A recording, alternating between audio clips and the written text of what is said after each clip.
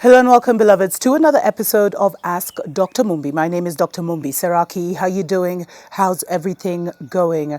I really do pray that you are well in all your ways and that you're moving into living life truly on your own terms, beloveds. We thank you so much for supporting this channel and helping it to grow so much. Thanks for all the likes, the shares, and all the lovely emails that we get. You know, some share their stories, some ask very interesting questions. And remember, you can always email us, Dr. Mumbi at drmumbishow.com. Please don't email us YouTube links. We rarely watch anything online. We're literally almost 80% off grid. So, but those are stories definitely for other days. I got a special email from one of my subscribers who was asking about self-care. And she was like, can you please talk to our family about the importance of self-care in this season and what kind of rituals, you know, we can do for self-care, etc., etc. And I think that is so important, beloveds, especially because, you know, Babylon, those who are in the heart of Babylon, Babylon has been talking about this,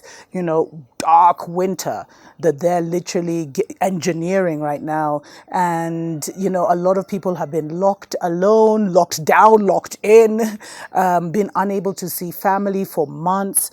Some are even clocking a year plus. And this has been a very trying time. And remember, beloveds, I've always told you, the war is mental.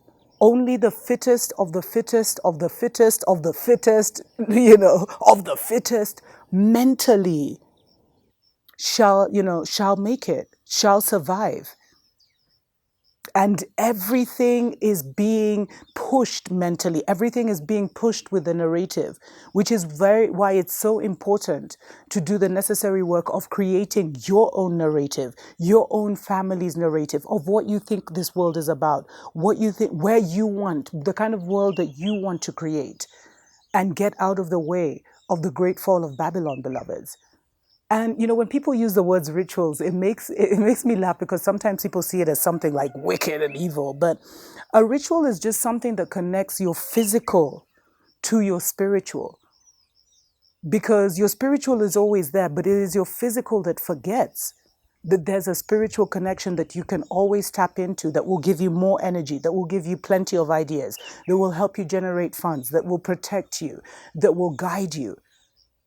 But it's like the disconnection is so real, and it's more in the people who see this physical world as all there is, that they're not able to tap into that, you know, to make that spiritual connection.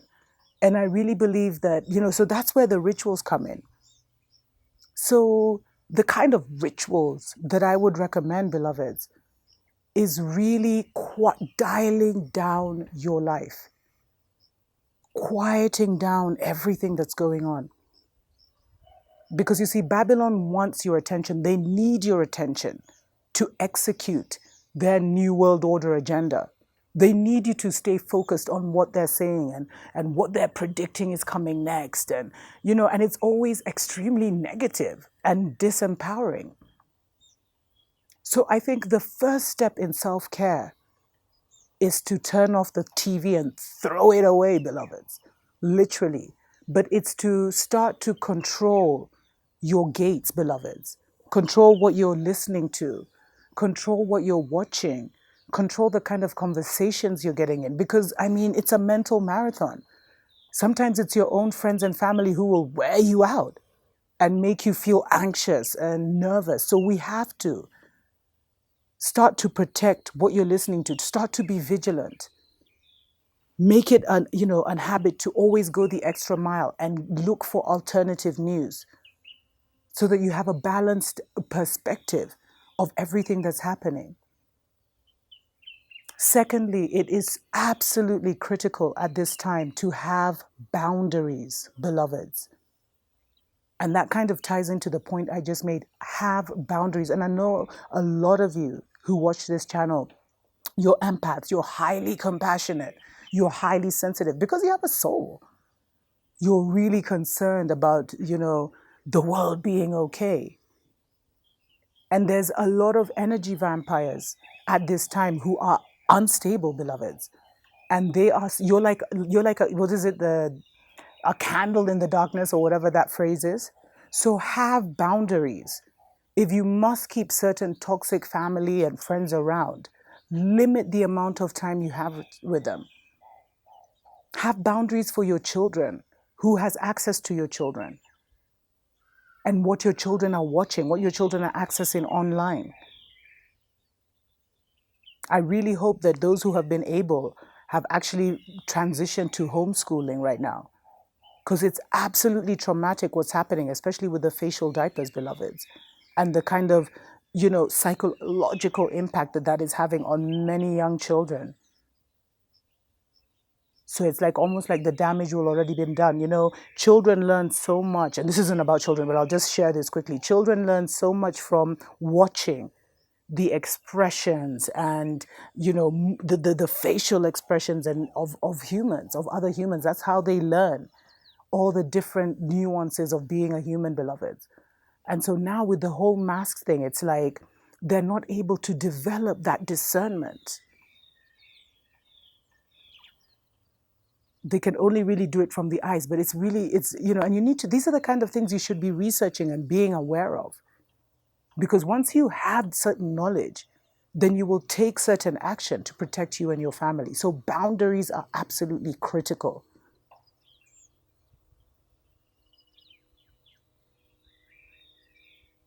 Because the most important thing right now is to protect your mind. I think the third thing that I find really, really important is silence, especially if you talk for a living.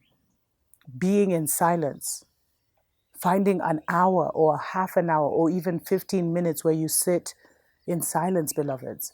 I actually do a day. I wish it could become more of my life.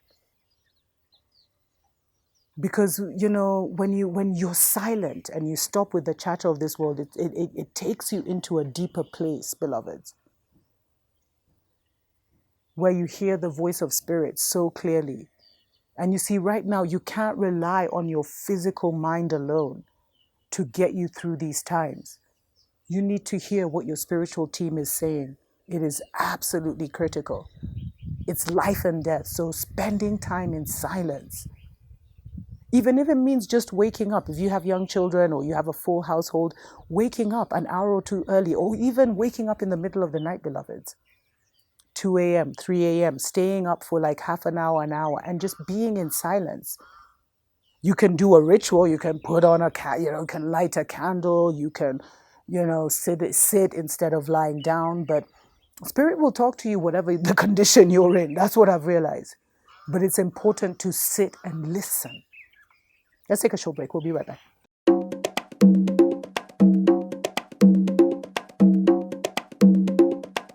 Wake up, wake up, wake up, wake up, wake up.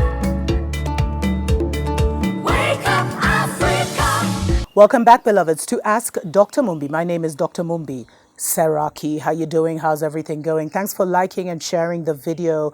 And this is a segment that we started for, if you have any spiritual questions that you feel, that you'd like me to answer, go ahead and email me. And we usually pick the most popular one or the one that really speaks to and resonates with our spirit. And there's, as I mentioned earlier, there's a subscriber who had asked me to talk about self-care.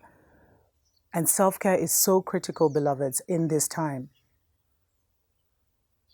Part of self-care is also what you eat. I mean, it's everything that I've been talking about. But what you eat, where you eat, who is cooking for you, and making that thing of eating a meditation. I never realized until my teacher brought it to my attention that everything we do, I say it all the time, but everything we do, the physical mirrors the spiritual mirrors the physical.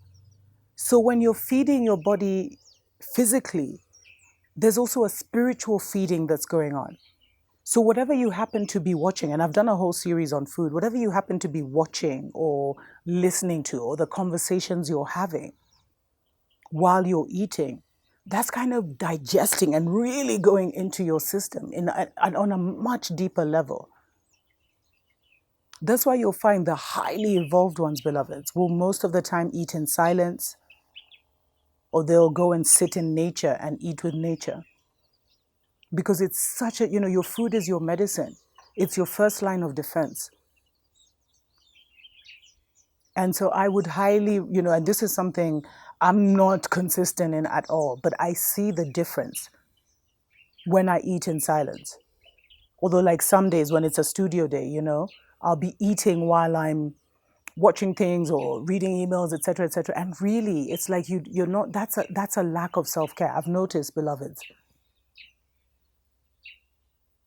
So give yourself that time. Really make eating a really meditative state, because then you'll even be more cognizant of what you're eating.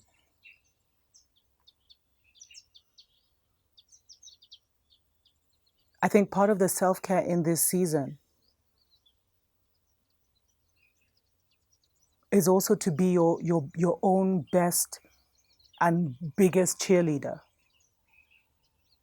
because we're really in like a negative tunnel, if I can call it that,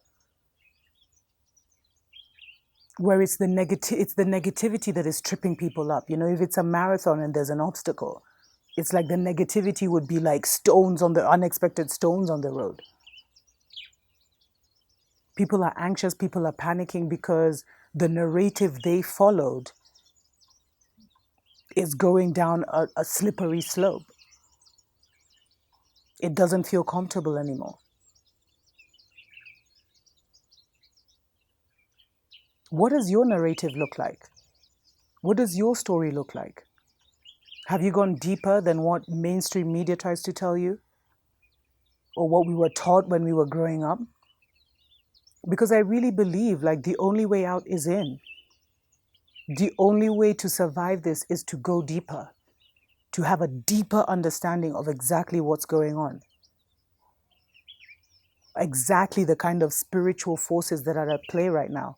I know a lot of people have accepted like it's the end of the world, it's the end of times, but what does that really mean? Go deeper. And I feel like whenever you feel an anxiety about the world or about what's happening with people taking the double Mac, you should really then go deeper into looking at what is happening spiritually. And so much will be revealed to you if you spend your time in silence. Of course, spiritual baths are always an important ritual, because what our only responsibility right now, beloveds, is to work on ourselves, to strengthen our minds, so that we're the ones who make it to the end of the marathon. And so a lot of the strengthening of the mind is letting go of those falsehoods. And as I was just saying, being your own cheerleader means that you need to start looking at your inner dialogue. And I did a separate show on this, and your inner voice, and see what kind of conversations are you having with yourself, because you talk to yourself before you talk to anyone else. And sometimes we are our own obstacle. So really, you should have that mentality and mindset that you're going to make it, your family's going to make it, you're going to be in a safe place, whether you get to leave Babylon, whether you find yourself stuck in Babylon because of the circumstances, financial, whatever the circumstances may be. But please, beloveds, if at the very least you could get out of the cities, that would be a good thing. But be wise where you move to as well, because the divided states, even the rural areas now, are becoming a little crazy. But remember, your self-care is all about your mind, your mental.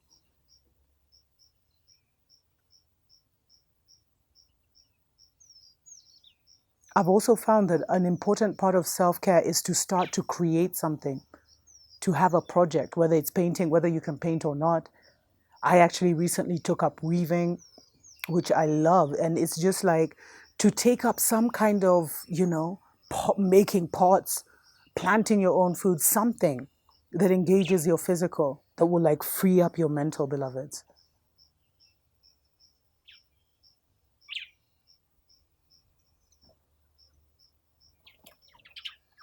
And for us melanated people, beloveds, it is so important to be making sure that you're getting some sun,